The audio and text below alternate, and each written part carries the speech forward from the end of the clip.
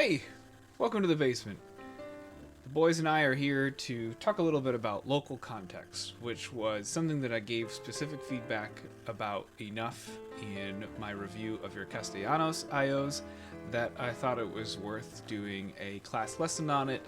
I'm going to try to put this out tonight, this Monday evening, the day before your assessment, because I know that you're homeworking right now and maybe in a break, you'll check out Classroom and see if there's anything new, and use this to continue to refine your thesis statements and the bullet points that you're choosing for your outline form. Because you are going to want to make sure that you address that the rubric wants to see two things really in both the knowledge and understanding competency and the analysis competency.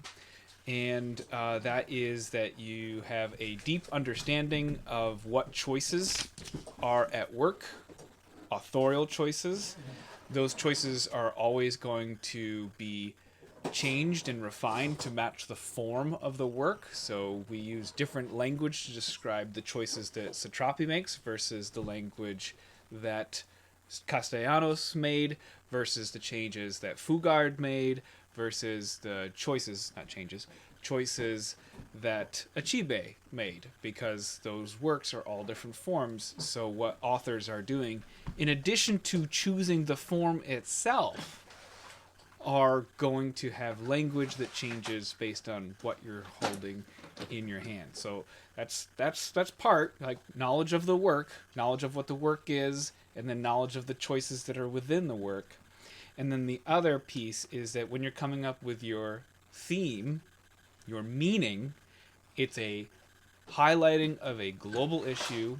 And when we talk about a global issue both has global and local context. And so what do we mean about local context?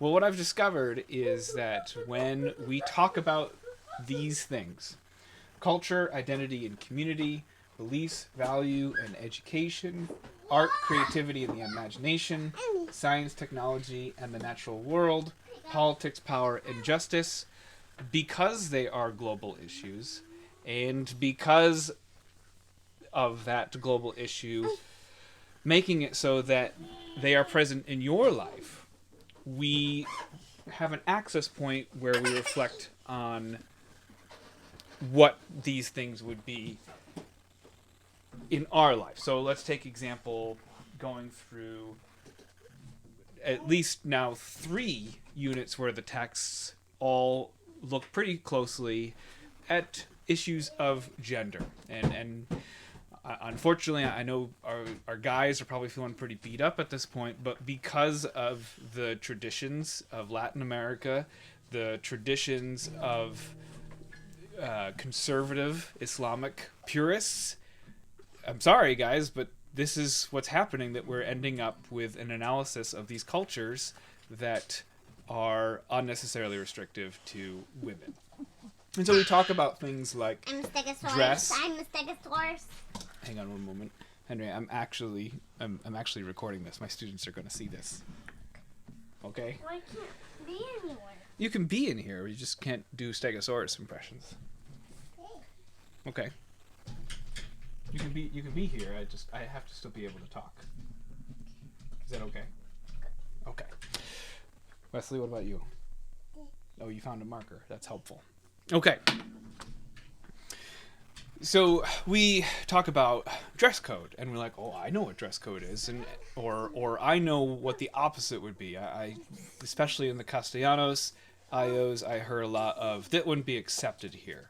We believe in more gender equality.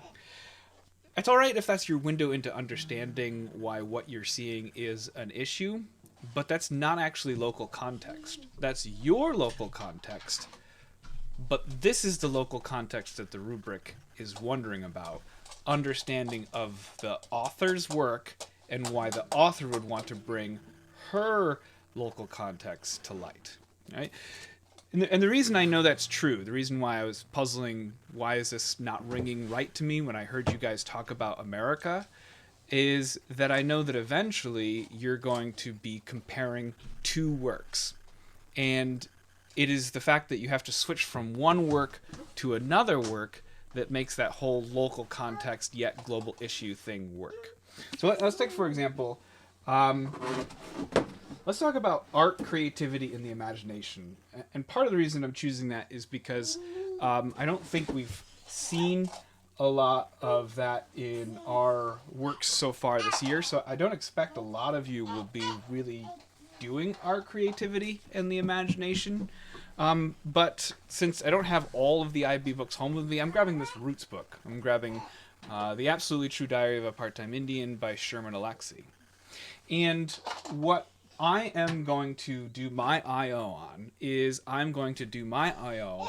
on how art, creativity, and imagination can be an access point to communication with the wider world for a people or peoples that is unnecessarily restricted by doing so because of cultural expectations. All right? Came up with that sort of on the fly, but I think it's really going to work. Again, I'm covering the boys right now, so they're a part of today's lesson, and I don't even think I can edit them out. So I'm definitely going to use my favorite page. You know it.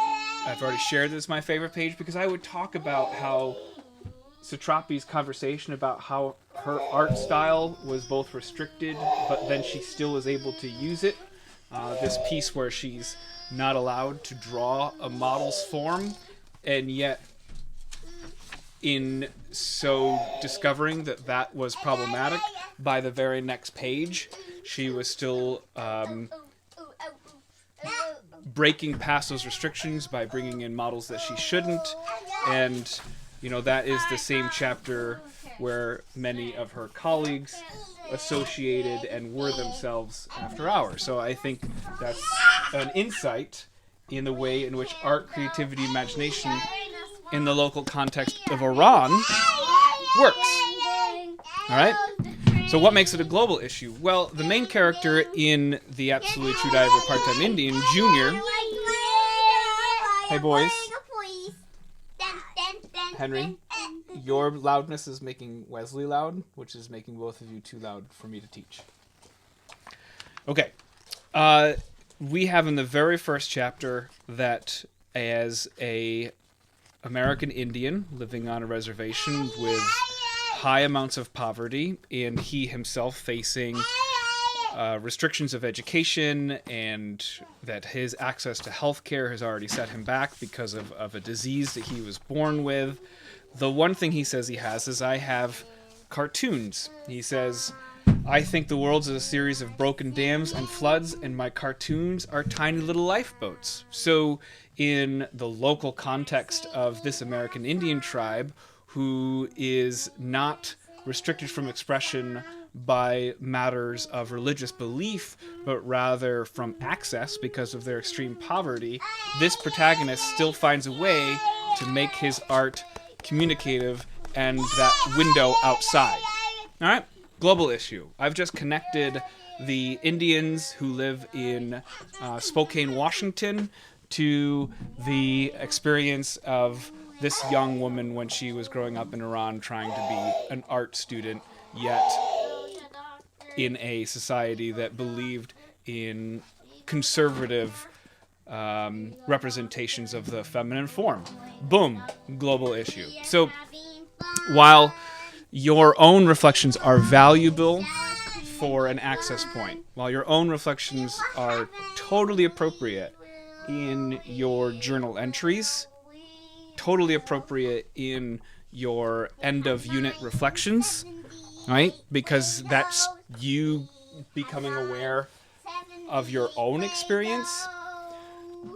The rubrics want the text to be analyzed. There's nothing in there about student also connects to their own experience. The rubric is very much focused on the texts. And so that's what I realized was not working, is that when you guys would go on these long American arguments, I couldn't give you any credit for that. The only way a little bit of a mention of your own perspective can work is that is a communication tool, and so that's a little bit competency N. The last two rubrics, that those are rhetorical devices, and so there is a little bit on rhetoric and style, and if you don't dwell too much on it, it can be an effective tool, but I would certainly not use that until you've made sure that you've covered all the other information.